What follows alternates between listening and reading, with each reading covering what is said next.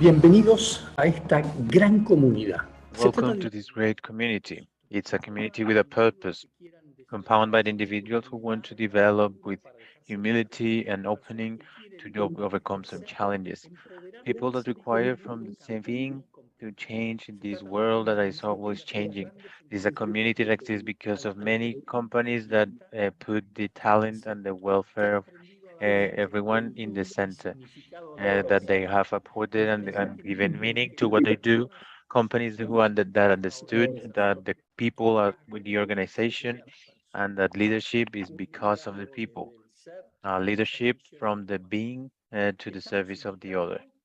We are inviting, if you're part of a conversation with sense and with human sense, we will be with you giving life to a community that's supported and sustained together.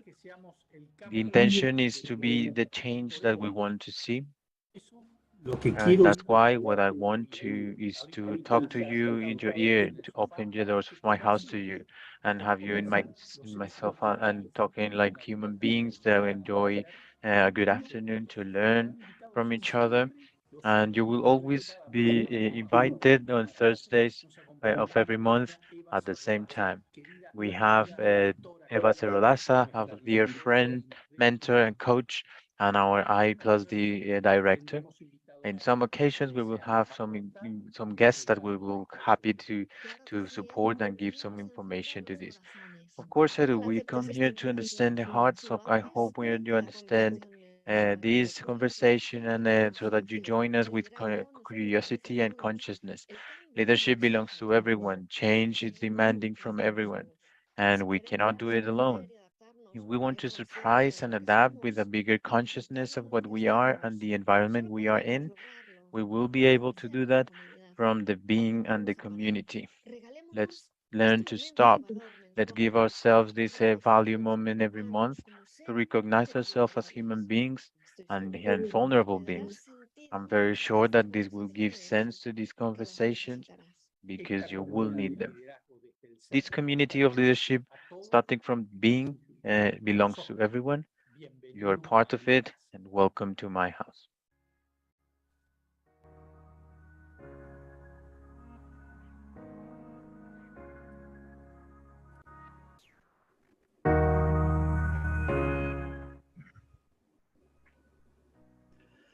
Bienvenidos a todos a esta nueva sesión. Welcome everyone to this new session of Prestigio Life.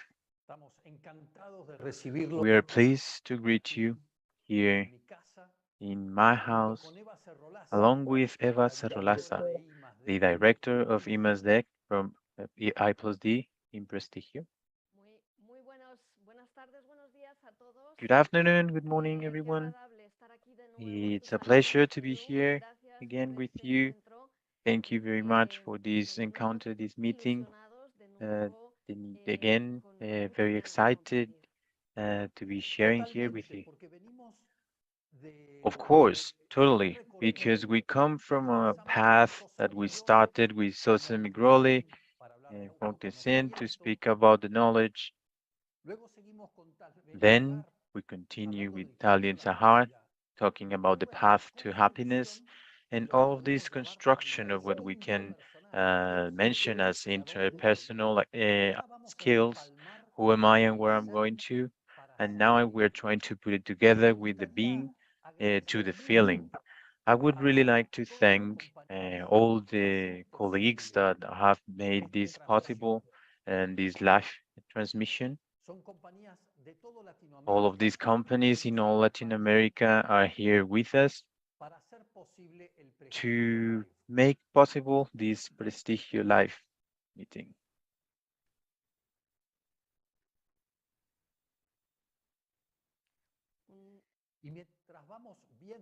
While we have a look at the different companies that are part and have the membership of the Prestigio Leadership Forum, what do you think, Eva? Or if we do like some type of overview, why are we in the Prestigio Live and why are we inviting everyone? So this Prestige Life is part of some leadership actions that we have done, and I invite everyone to be part of this community. We are looking to share, we are looking to update, we're looking to transfer to those who are part of this community, and so that our colleagues who are with us, discovering, learning, and sharing. So this invitation, and I take advantage of this, so that I invite you to be part of this community, that you follow us in in social media. We are in many different types of social media. We're in Twitter, we're in meetings, we're in uh, technology, social media, the scope that we have through that, so that we all together can uh, work on this transformation, and we can have that type of input into this. For that, I invite you and the different QR that we have here, and you can leave your information, your data, that we are not going to use for anything that's not precisely the next live, precisely, or the Prestige Leadership Forum. Um, this is all the updates for this community and the different things that we can continue sharing it. So uh, just feel motivated and to go ahead.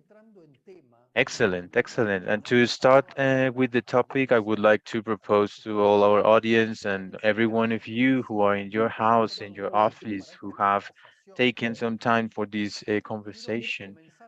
I would like to start the dialogue with you with one question. The question is, who should who should care about the individual and personal development of every employee? Who should who should care about this?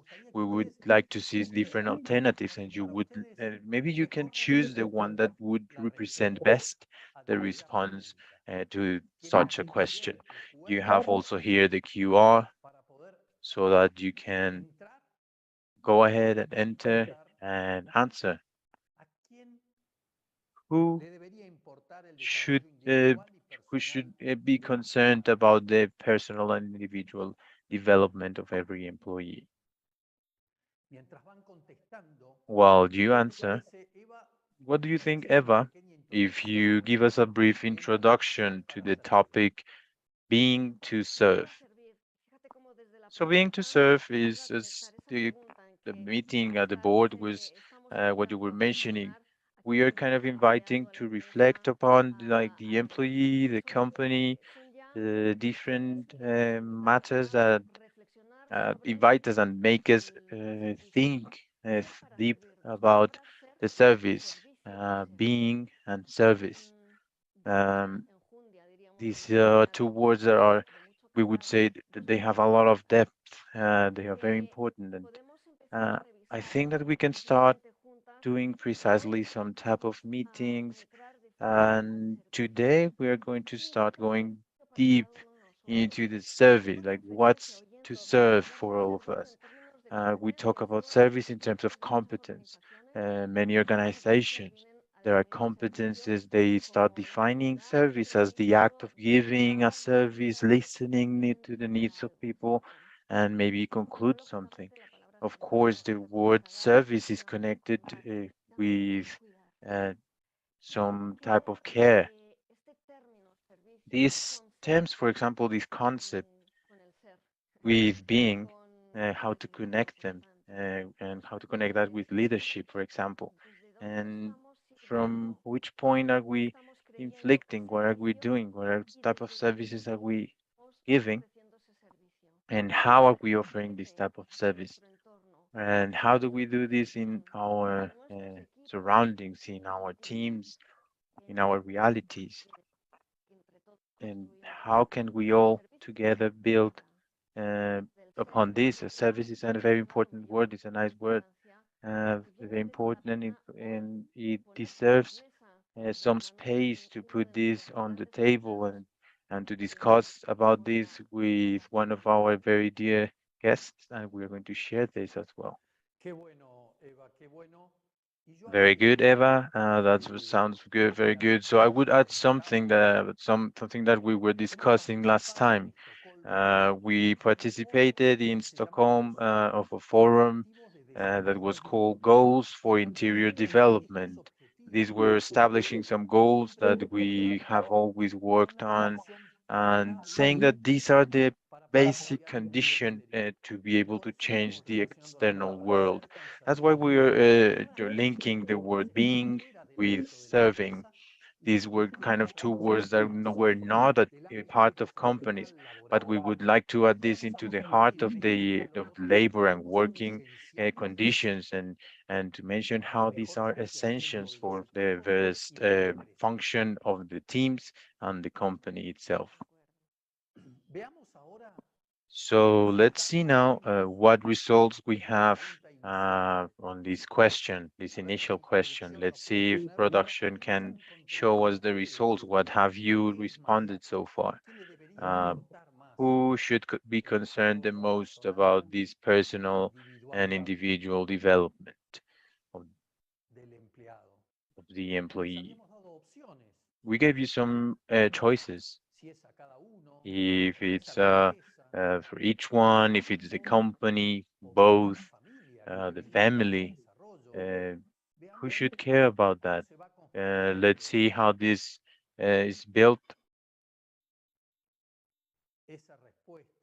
and how the responses are looking so far.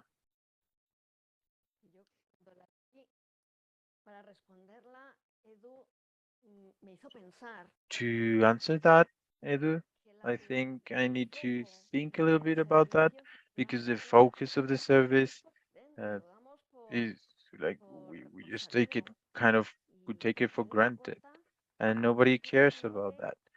Precisely how to think and reflect upon the impact on the service and what are the options among the four options.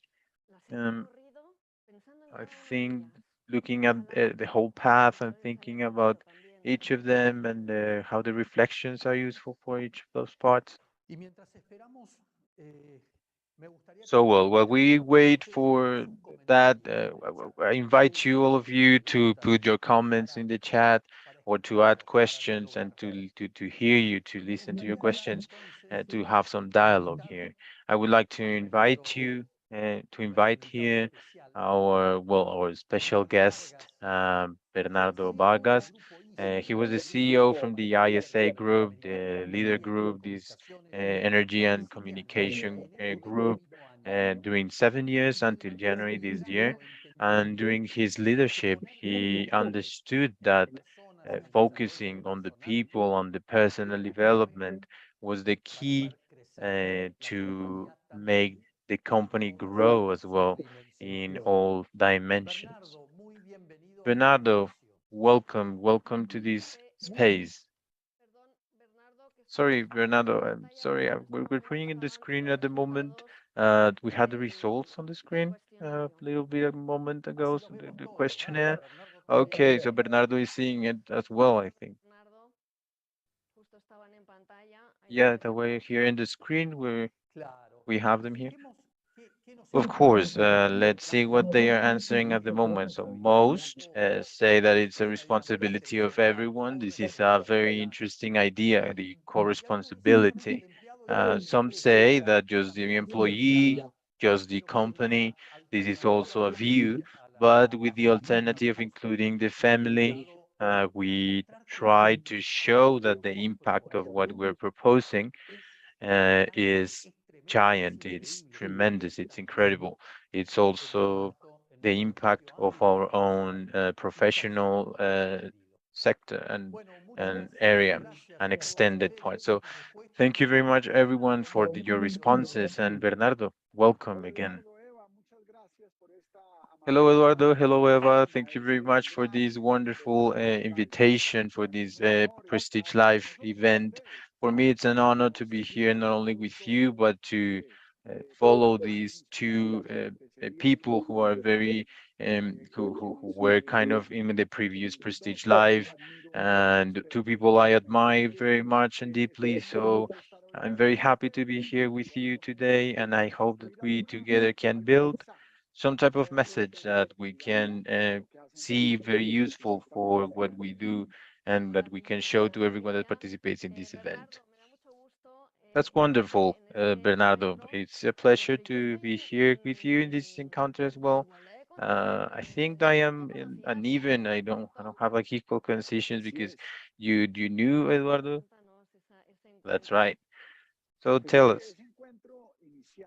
Well, this original meeting, this was in an airplane that he was not there because I had a book in my hands that arrived in my hands, a book about him from him, and I was just starting and kind of my stage in ISA in ISA, and during the flight I read almost the whole book, and this book inspired me very much. These concepts that are so important that he was gathering during his experience and the different things he has done, where precisely he was putting people first. So that book was kind of like that. It was called Magnificent Ideas, and it was inspired by many leaders, and it was like a work after many years of interviewing people. And for this book, I was able to nourish myself with ideas that I was able to discuss with Eduardo directly, and I had the pleasure to meet him directly in person and discussing about this and telling him about this little anecdote with how he inspired me with his book. Thank you very much, Bernardo, for sharing this story with us. But your path kind of started some years before. You told us how this moment that you precisely defined for me, like the time like the time I thought I was Superman. So tell us about that. Okay, well, along my whole life, I have been able to be kind of ambitious in many of the accomplishments of my life, my academic life, my personal life, and I started just having some special positions of things that I had with goals that were kind of dreams at that time for someone my age, and this kind of confusion of many of us who are human beings, just of thinking uh, kind of arriving to some steps that seemed kind of unachievable before.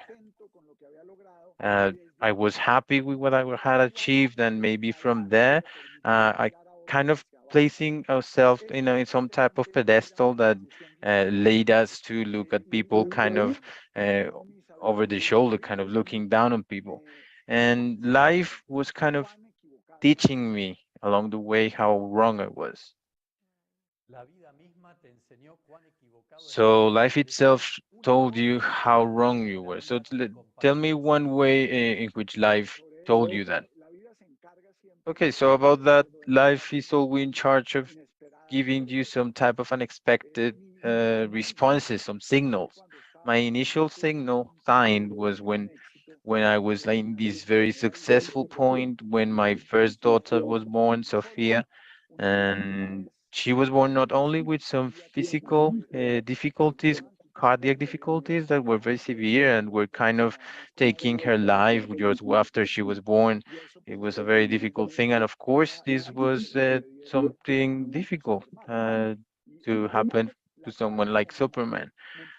So she was the one who started showing me that life, successful life, was not a matter of just climbing different steps.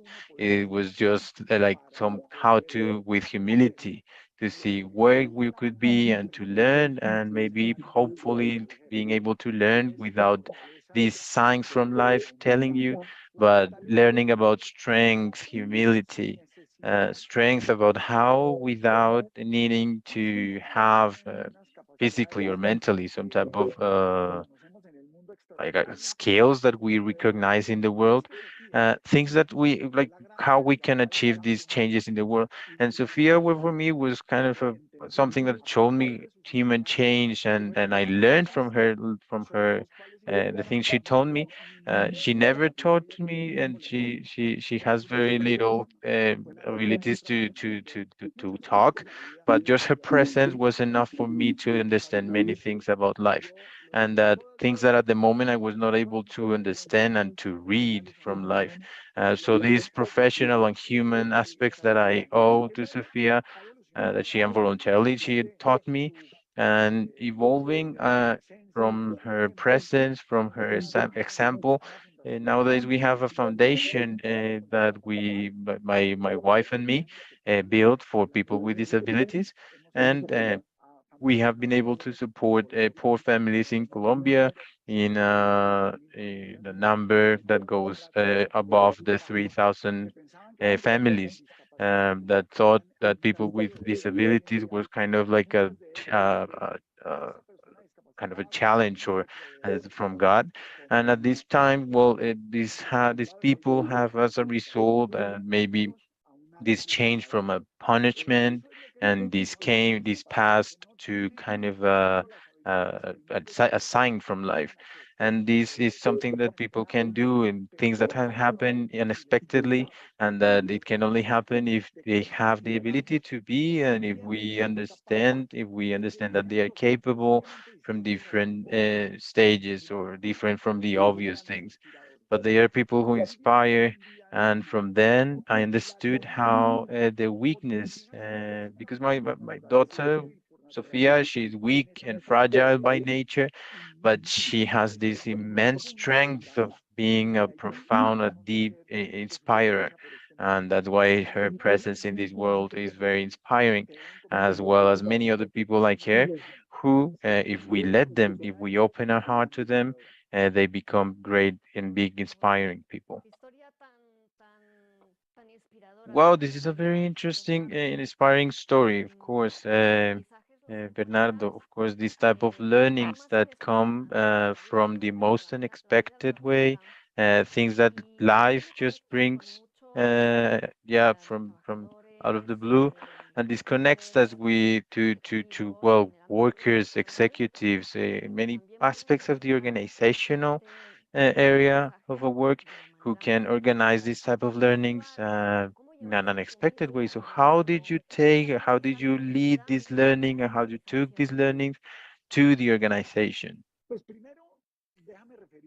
Well, first, Eva, I'm going to go to the beginning of your question. This is a little bit of what brings us to this conversation. It's of course a bit of the result of this response, so clear for the people who are participating, and is that the responsibility needs to start from yourself. It needs to start from each of them. And of course, for that, it's necessary that each of the people, if the each of the hearts in the people, there is this kind of tiny antenna that allows it to recognize the signs from life, and sends the message that each of them, independently of their role in life or their geographical location or function, they have a responsibility in which, if they receive the right information in this antenna, they can even transform the world. We see that all the time. We see with sportsmen, with Colombian cyclists that come from very humble backgrounds, and they become inspiring people and inspiring sportsmen, football players, and this calls the importance of the individual as a generator of change, and this depends on every one of us, and this summons this word that we brought here, which is a co-responsibility. This is not just looking outside, uh, maybe blaming what happens to us to what's outside us, but mostly kind of summoning some introspection, and locating ourselves, kind of to look to what the responsibility of each of us is for this change. This co-responsibility concept is very strong because it transforms first the individual, because he knows he's co-responsible, and then the organizations, of course. Uh, then from here, I go to the second part of your question.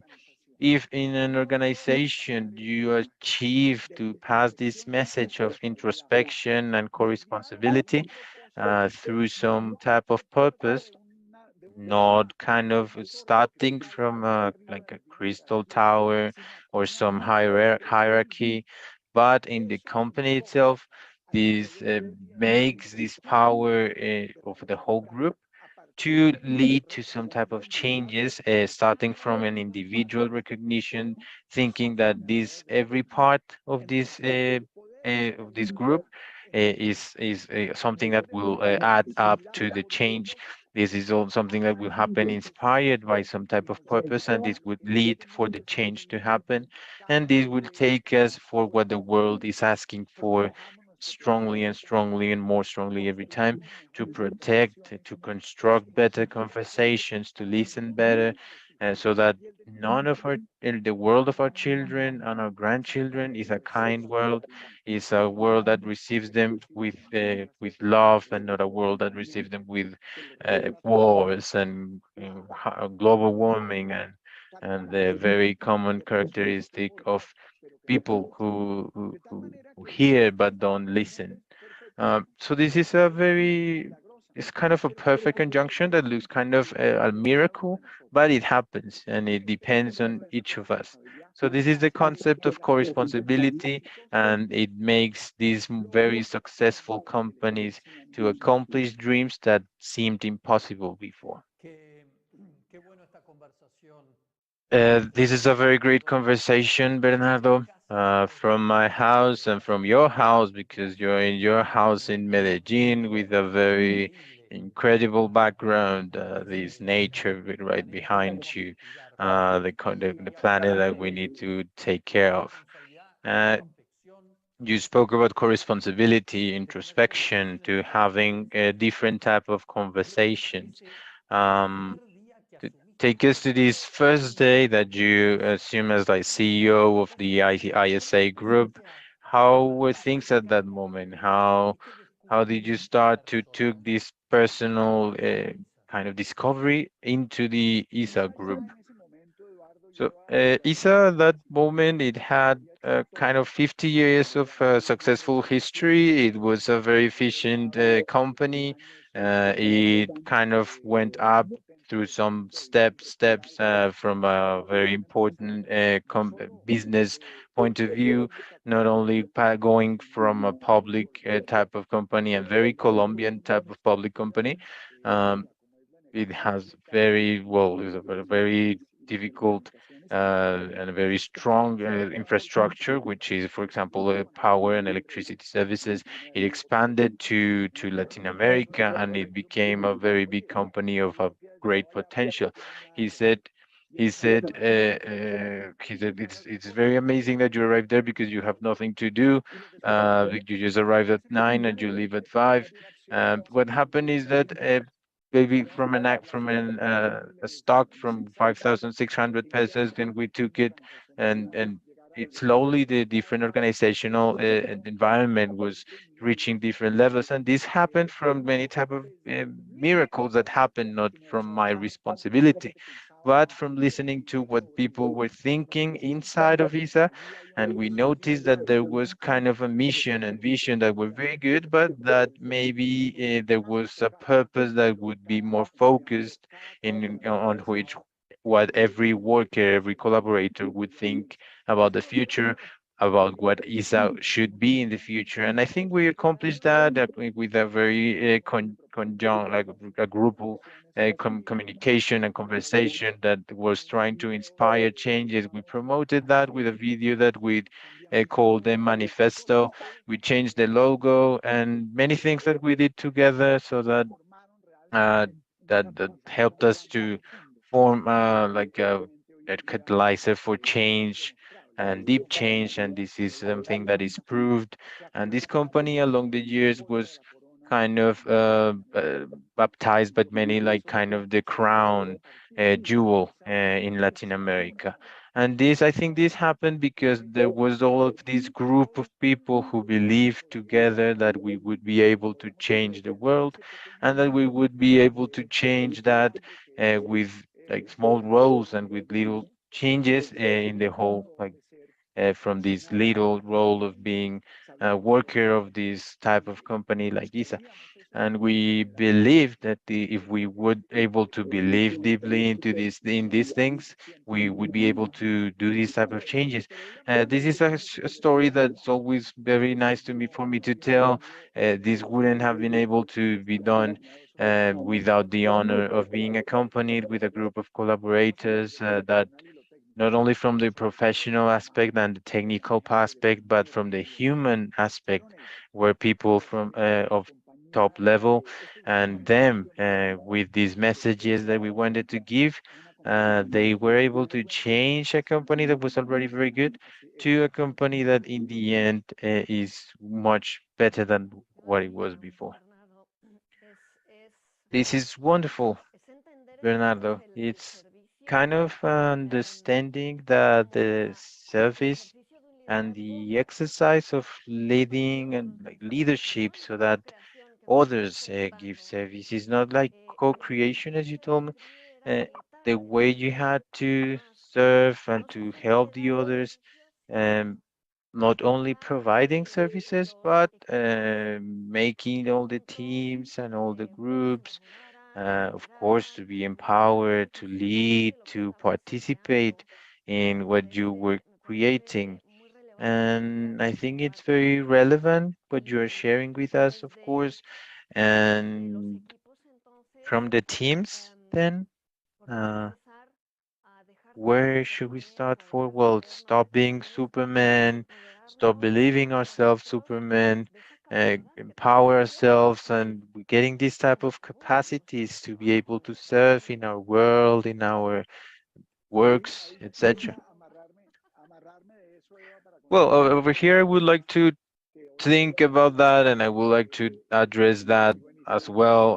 The people who were here in ISA with me, one of the first options in which I had conversations about these co-responsibility topics and discussions with the strongest groups of engineers, people who had big success and big potential, technical potential, and some of them PhDs, engineering masters, that who had a lot to tell about that as persons. And in this conversation, I asked them what was the way to make like starting from what they did, what should we do so that to make the company better? I started receiving engineering responses that I didn't even understand, but I had a response like I said from love.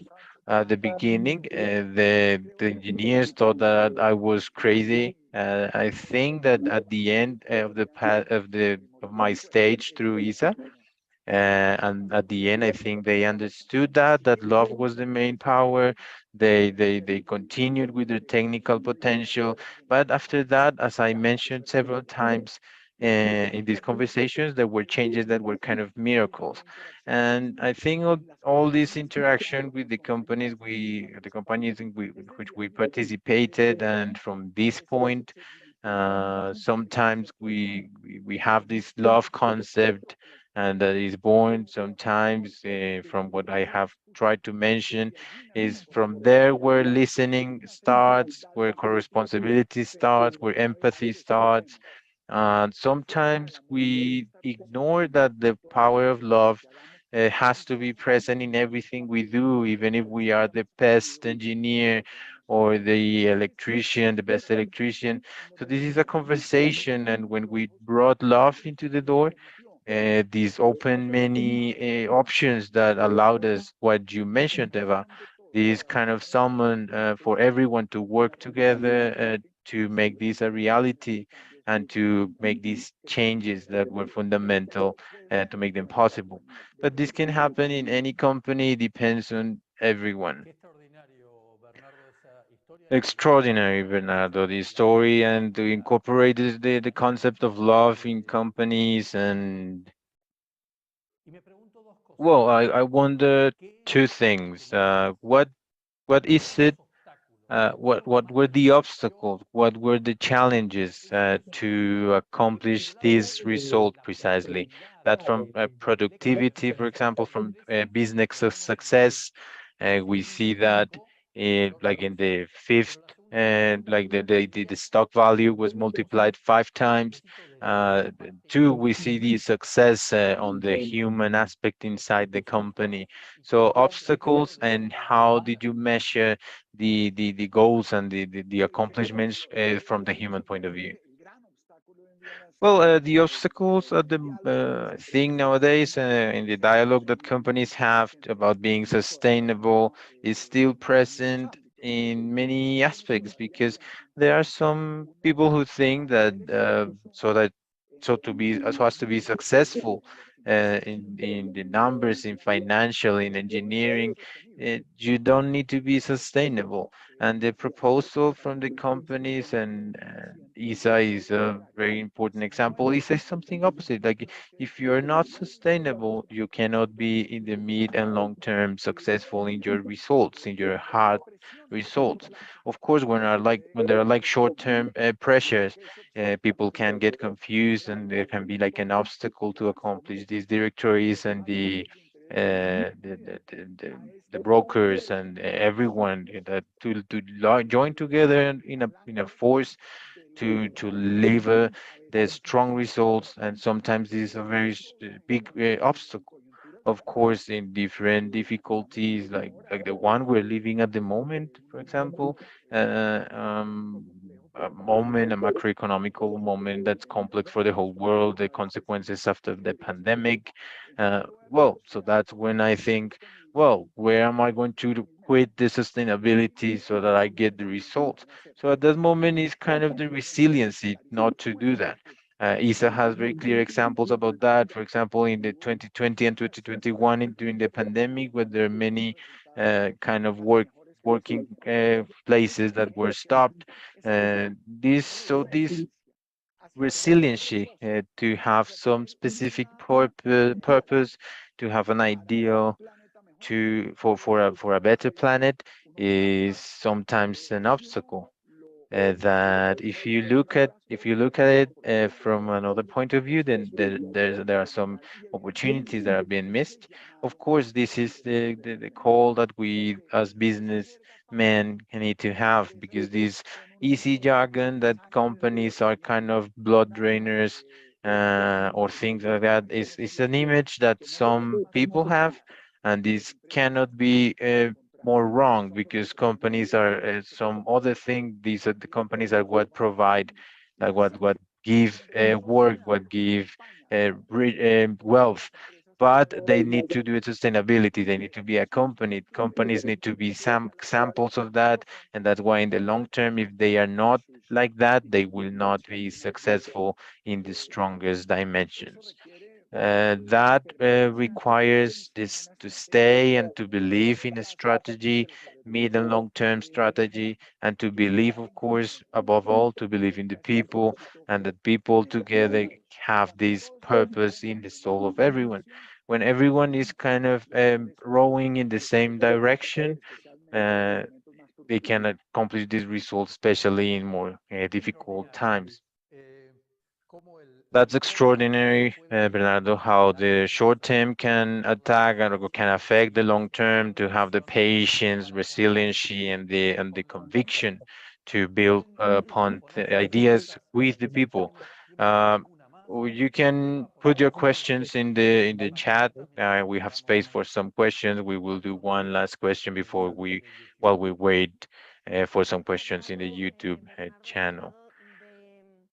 And Bernardo, you spoke about sending this message of co-responsibility and the communication, of course. I think in these challenges in the short term, we can think and look at the results, and sometimes we get kind of stuck with these. Sometimes they don't work completely. So what skills, what attitudes, or from the leadership part, what would you recommend us so that we could put the focus on the development of these learnings and service and connection? Wow, that's a very incredible question, Eva, because I think that's something that's an aspect of confusion for leaders. I think that I have never believed that This needs to start from strong hierarchies. I think the hierarchies of power never work. From that concept of like, I need to be listened to because I'm the boss, because I'm the president. This goes against with the commitment of co-responsibility of the companies. I think the hierarchies and the forces, they need to start from the sample, not from like being the president, being the manager. I'm the boss because I give us some example. So I think that for that, there are some very important learnings for many leaders that still believe that their accomplishment is becoming a boss, that the strength comes from their hierarchy. And what I believe is the whole opposite thing. That's why we need them to understand that better, that they understand that the concept and the humility is not a weakness, but the opposite. The concept of empathy is not a weakness, but actually the opposite. And that the need of listening to everyone else, as Humberto Maturana was saying, making it disappear. This cannot work in a hierarchy when I'm looking down at you because I'm your boss. So I think there's a very important message right here for many leaders, not only business leaders, but I would dare to say in all aspects of life. I think very strongly in the political sector. I would say even in the religious uh, aspect. Big leaders in all of these areas that we recognize as leaders are people who clearly identify this this concept of hierarchy from example, and the strength not from power but from inspiration. And I wish our politicians and leaders and business leaders would learn this, and I wish we would have more people who have this clear. Bernardo, so then we need to be ready to hear what we don't want to hear, to listen, to have difficult conversations so that anyone from the team, either if it's someone above me or lower or below me, and like needs to be something accessible, of course. This needs to be a space to be open, and I need to be open to listening and things that I might disagree with, to change this idea of what is politically correct, of course. Yeah, but because what do I get if I'm the boss of a company? Let's say there's a company that there are many people expecting me to bring solutions, to bring decisions. If I start from the point that the only one who has these decisions is me, what do I get? What's my point? What's the point of me? The owner of the truth is always me. What I will get from that is that I'm not going to build upon anything from the people. I'm not going to build on anything if I don't accept anyone to tell me when I'm wrong. If I am with groups that are only going to say yes to anything I say, I'm going to be very little effective as a leader. We need to get better teams with gender diversity teams, with people who think different from us, precisely to tell us where we're wrong. But the leaders need to have the humility and the clarity that they do not have all the answers. They don't need to have all the answers, and actually, all the opposite. They need to have people surrounding them that can give them the right response and tell you that you're wrong. Leaders who are never wrong, they are leaders who are never going to be successful. Wow, this is very strong about the importance of the error. And I think precisely one of the questions that we get from the audience at the moment is how to combine love and empowerment with results. So how is like this fear, well, we have here the fear for error, the fear for failure.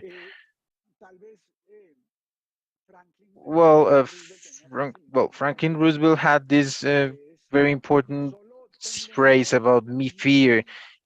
He was saying just fear itself. Uh, the world of fears is there's the world. There are many fears in the world, and you need to have the space and the will to go wrong, to be wrong, and to challenge and to challenge these errors and to change, um, because we cannot fall on these short terms, and the short term strategies not cannot inflict on the long term. Uh, of course, this is the idea of a leader, how to stay resilient in a path that he is building, that the teams he has are building, despite the tough times, despite the storms. There are examples about this everywhere, like how the storm is helpful to learn, but not to lose my way. I love this question because this is the way to see how a leader does or doesn't uh, like follows this idea of being a leader. Well, and do you share with us any type of very strong decision that you had to make, and that maybe you made that decisions along all of these idea of resiliency and with this aiming at long-term purposes, of course? Well, I think that among the many different things, that beautiful things that like, we can put in practice is precisely to have teams that kind of opposed to what I say, and there are, well, in ISA, we had many times in many countries because of regulations or political aspects. I thought the direction was one, and my teams was telling me, no, the direction is not that one. And despite my conviction, I said, well, yes, this time I think despite I don't agree with what you're saying, let's go that way. And we won. So those tough times are those in which a leader has to say, well, there are others leaders who do the opposite. For example, if I tell my team to go with me in a topic in which I'm not completely happy with, but this is the beauty of being surrounded by people, is because you know that maybe this is not the way, the path that you're looking for, but the idea is to look on ways to be accompanied by these people. So this is the beautiful mystery of what is to be the business area, business point of view. And of course, this is something very important to have very, these more moments in which very difficult decisions need to be sorted out evidently. And of course, there are moments as well of doubt. There are moments of fear in which you say, well, maybe can we successful with this? Can we manage this? And the call is always to dream. I think you need to have an empathic way, and to believe in this world of conversations, to believe in this idea of leadership without power hierarchies. I think very unexpected miracles happen. Uh, I say miracles because when I see things that happen not only here but in other companies that are led by very great leaders in the world, I think these miracles are accomplished through some group commitment, as you were saying, Eduardo, at the beginning. It's about believing in the people, because people are the ones who drive these changes. It's not like someone in a perfect chair, but it's a whole group with company and personal skills and the dread into the social aspect. Well, you were talking about the importance of dreams to reorganize our decisions. Of course, you finished a very great stage of business success of this aspect in ISA, but of course, the human aspect, because you are kind well, as the Americans say, kind of jumping to the rooftop. Uh, in this new stage that you're starting, what's the dream? What's the dream at this point? What are you reading? Someone is asking, like maybe is that what you're reading is maybe feeding this curiosity and this dream for this new stage, I think. Well, no, I I'm being like, well, a little bit less than 6 months. I'm going into this kind of unemployment that I looked for.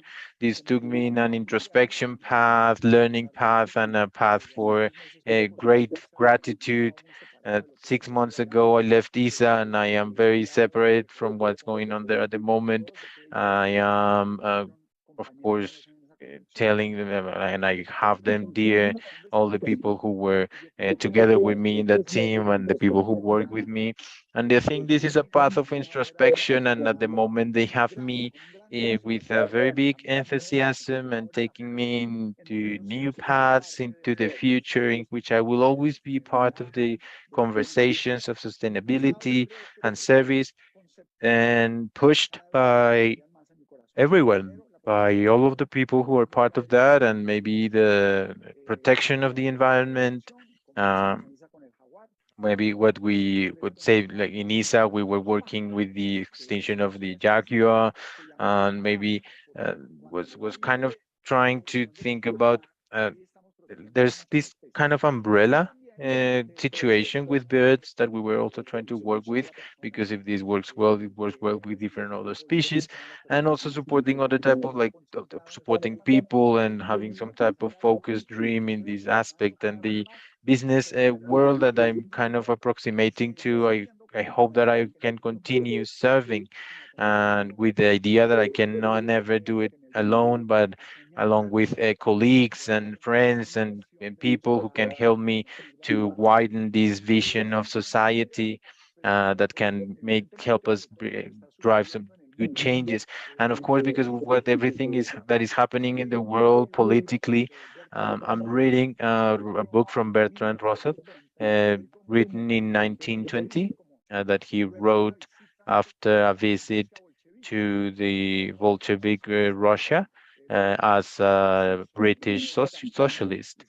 He was a British socialist, and he went with a syndicate group, an union group, to get to know the Bolshevik Russia of 1920. And in this very beautiful book, he writes the contradictions that he sees from this very strong Bolshevik kind of core, and he points at the importance, at like what how they lost the image of the socialism that they were trying to build, and to consolidate these type of structures, that they even used violence. And what he was saying is that this, in the end, would destroy the ideals that were inspiring them at the beginning. And well, this is a very beautiful book, and I just found it in the library. And I really like to go into like small libraries, and I find very nice books, and I really like to find these books that are not that obvious to find for me. Okay, Bernardo, this is very inspiring, and I really like this idea of rethinking the companies and rethinking the work, and taking taking care of our planet. And I think we have the capacity to do it, but the work and the trip that needs to be done, it starts inside of us, and it starts in a transformation path that never ends. It's not 3 months, it's not a certificate, but it's unavoidable as a path to transform the exterior. I say goodbye to you. I thank you very much. We will continue being soldiers, working together in this transformation stage, and I hope you can continue with us here, Eva. Well, it has been an honor. I bring up this very important value of passing this message, and of course, I'm very grateful to be part of this as well. Thank you, Eva. Thank you, Eduardo. We're all soldiers, and I think we're all soldiers, co-responsible soldiers, so that we cannot get defeated by pessimism and fear, because we need to accomplish as a group, with everyone who's listening to us, in the place of everyone, and to believe as individual human beings, and that from our actions we can be we can lead change and we can change the world, and that from there, if we do that with others, we're going to be an unstoppable force for society to follow, and to be a more a warmer and a more empathetic society, and with more safety, in which we listen to each other more. And I hope that we change all of this into results to accomplish this dream of a better society. Gracias. Thank you. Eva, qué emoción, ¿no? Eva, well, very exciting. Yes, it's amazing. I have so much to point at here. I would like to grasp a couple of ideas this time. You invited me here, and okay, Bernardo spoke about this little antenna. He was saying that we have this little antenna kind of to be catching what life gives us. So I would say that we need to like point this antenna and keep it up, so that we can put on the table what this live session has provided us, with the intention of course, doing something together with them. Um, so, Edu, having our antenna up, what is that that you think that the life has provided and that we could maybe put on the way, and what called your attention here? So, well, from the beginning, when he spoke about the unexpected signs, humility, empathy, listening, presence, and all of these are the proposals that we are giving to you guys. The professional challenge starts from the being, from each of us, but with joy and with enthusiasm. The farther we can go, the more we have to be prepared for this path. Edu, and of course, without forgetting about the responsibility of serving from the being, this supposes to be responsible and to get up, to appropriate this, to take this responsibility and to build together. This is allowing to give what's our leadership, what's at our hands, and to put that, well, in these terms and in this term of love, to normalize love. Uh, because he mentioned, like I mentioned love, and they were looking at me with these weird eyes. So this co-responsibility, what if we just normalize these developments, including love, humility?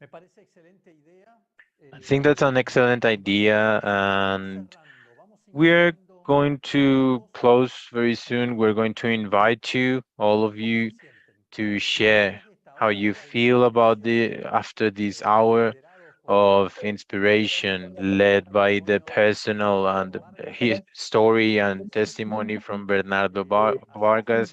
How are you feeling 5 minutes away from finishing today's session, this conversation? You have the QR code, you have the question. So how is this session ending for you guys? And while you answer, we invite you to join our social media, where you will find more content, insights, and reflections about the leadership with the people in the middle. This is a community, this is a conversation, this is to sustain ourselves, to find ourselves in a month, but knowing that there is a continuity in the conversation, in the understanding, in the discovery. Our next meeting, live meeting, is on August 25th, always the last Thursday of every month, 12 p.m., 12 noon in Colombia, 2 p.m. Argentina, and depending on the country that you are, you will have your schedule to participate, of course. And the special guest in our August session will be Brigman Brian McNulty. She is the co-founder and CEO of ABI, the greatest platform, like real estate platform in Colombia and Mexico. And it's also our second, or the new unicorn that's led by a woman, the new unicorn of the region. There it is. You can take note of this information. Leave this space, and you tell us, and you will know when we will be talking again. So Brian McNulty. Yes, so have the date in mind. Wait for that and try to follow us in our social media, LinkedIn, and Twitter, Instagram, and to be part of this community is to come and learn with us in these encounters with these people. I don't know you, but every time I am there, it's like it's the first time.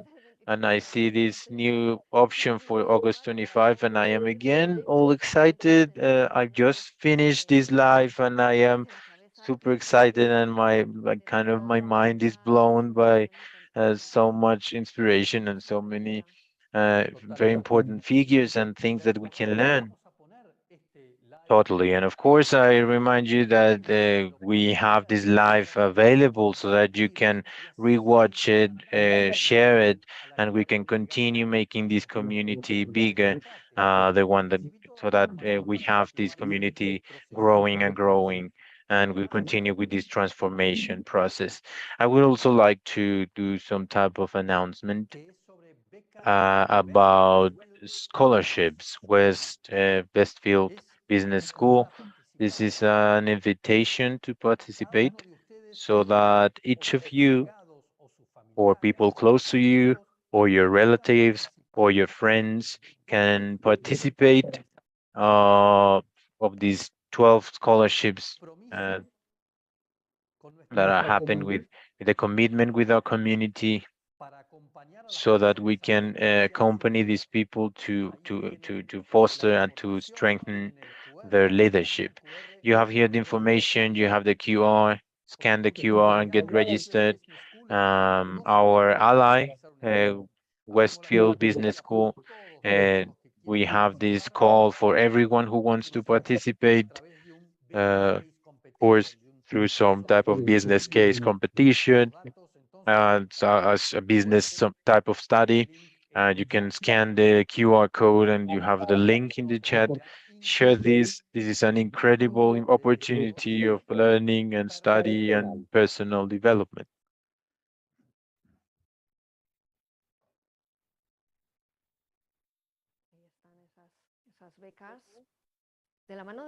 We have here this scholarship from Westfield, uh, which many learnings are aligned with all of these uh, processes and all of these areas in the center. And so we encourage you to participate in this offer of scholarships. Um, these can represent a before and after in your development.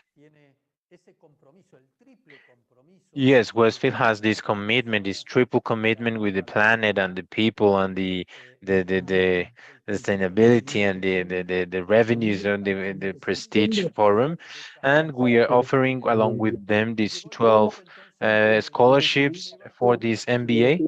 And this is the time to say goodbye to every one of you who is looking at this live and who is part of this community. We are open to receive your suggestions in this path to Prestige Leadership Forum in October. Thank you very much, everyone. Thank you, Eva, for your leadering, co-hosting these conversations, co-creating, conversating. It's a very big pleasure. As you mentioned, Edu, it's next to you. Everything is easier. And well, I leave with my heart happy. Thank you. Thank you very much. Thanks, everyone. And see you on August 25th. Goodbye, everyone.